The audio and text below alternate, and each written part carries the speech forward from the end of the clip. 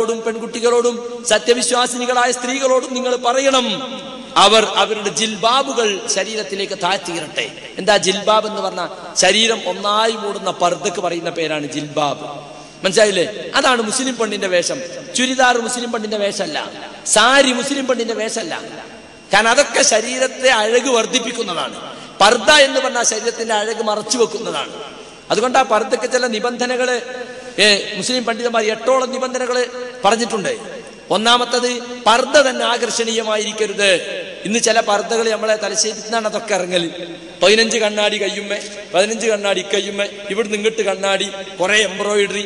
ഒരു പർദ്ദ അടിക്കാൻ 1000 റുപ്യ കിട്ടും. എന്താ, ഒരു കണ്ണാടിക്ക് 5 റുപ്യ, അത് വെച്ച് പിടിപ്പിക്കാൻ 3 റുപ്യ. അപ്പൊ 8 100 × 8 800 അതിനെ കിട്ടിയില്ലേ? പിന്നെ അടിച്ചതിന് 500 റുപ്യ വേറെയും. അപ്പൊ 1300 1500 റുപ്യ പർദ്ദ അടിക്കാൻ. എന്തിനാ? അത് മറ്റുള്ളവരെ ആകർഷിക്കാൻ. ഒരു കല്യാണത്തിന് 3 പർദ്ദ പെണ്ണുങ്ങൾ എടുക്കണേ. മൈലാഞ്ചിന്റെ അന്ന് 1, പിന്നെ കല്യാണത്തിന്റെ അന്ന് രാവിലെ ഉച്ചോളം 1, പിന്നെ ഉച്ചയ്ക്ക് ശേഷം 1. ഇതൊക്കെ എടുത്തു കൊടുക്കുന്ന മഫന്മാരുണ്ട് ഇവിടെ. എന്നിട്ട് തല വണയം വെച്ച് പലിശയും വാങ്ങിയിട്ട് എങ്ങനെങ്കിലും ഇതൊക്കെ സാധിപ്പിച്ചു കൊടുക്കണേ.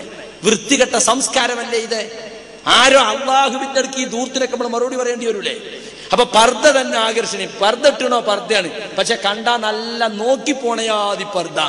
അതിനങ്ങനത്തെ എംബ്രോയിഡറി, നല്ല നെറ്റിപ്പട്ടം കെട്ടിയ ആനക്കുട്ടി വരികയെന്ന് തോന്നും. ആ പർദ്ദയും ആ മഫ്തിയൊക്കെ പാട്ട്. മഫ്തന്റെ തലക്ക് ഭാഗത്ത് ഒരുപാട് മുത്തുകൾ, ഈ ബാക്കിൽ നല്ലൊരു പൂവ് തുന്നി പിടിപ്പിച്ചത് അല്ലെ? പിന്നെന്തിനാ പർദ്ദ ഇടുന്നത്?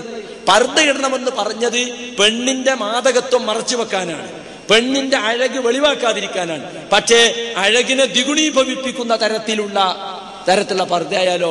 അതുകൊണ്ട് പർദ്ദ ആകർഷകമായിരിക്കും. അതിനാണ് കറുപ്പ് പർദ്ദ വെക്കേണ്ടത്. മറ്റ് കളറുകളൊക്കെ ആകർഷകമാണ്, കറുപ്പ് ആകർഷകമല്ലാത്തതുകൊണ്ടാണ് കറുപ്പ് ആണെന്ന് മുസ്ലിം പണ്ഡിതന്മാർ പ്രത്യേകം നിഷ്കർഷിച്ചത്. അവിടെ നമ്മളെ പർദ്ദ കച്ചവടക്കാര് 313 കളറുകളിൽ 1001 ഫാഷനുകളിൽ ഇറക്കുന്നു. എന്നിട്ട് പറയാണ്, എന്താ പറയണത്? ഏത് പർദ്ദ ശരീരം മുൻകൈയും മുഖവും ഒഴികെ ബാക്കിയൊക്കെ മറച്ചാൽ പിന്നെ ഏത് കളറായാലും എന്തലങ്കാരം ഉണ്ടെങ്കിലും കുഴപ്പമില്ല എന്ന് അവർ പരസ്യത്തിൽ കൊടുക്കുന്നു. ആരാ ഞങ്ങളത് പഠിപ്പിച്ചേ? ഒരു പർദ്ദക്കാരെ പരസ്യത്തിലല്ല അത്. മുസ്ലിം പണ്ഡിതന്മാർ അതിന് എതിർപ്പില്ല. എന്ത്? ഏത് കളറുവാ, എന്ത് അലങ്കാരം ഇവ തുന്നി പിടിപ്പിക്കാൻ പാടില്ല. പർദ്ദ അലങ്കാരമായിരിക്കരുത്. രണ്ടാമത്തത്, ഇടുങ്ങിയതാകരുത്, ഇറുകിപ്പിടിച്ച പെട്ടെന്ന് ബോഡി ഷേപ്പ് പർദ്ദ ഒക്കെ തലശ്ശേരിന്ന് ഇറങ്ങുക. ഷെയ്ത്താപ്പ് കൂടുതൽ ഇവിടെ ഈ വിഷയത്തിൽ കളിക്കുന്നത്. ബോഡി ഷേപ്പ് പർദ്ദ. ബോഡി ഷേപ്പ് എന്ന് പറഞ്ഞാൽ അവളെ ശരീരത്തിന് ഓരോ സ്ഥലത്ത് എത്ര തടി ഉണ്ട് എന്ന് പുറത്തുനിന്ന് നോക്കിയാൽ മനസ്സിലാണ്.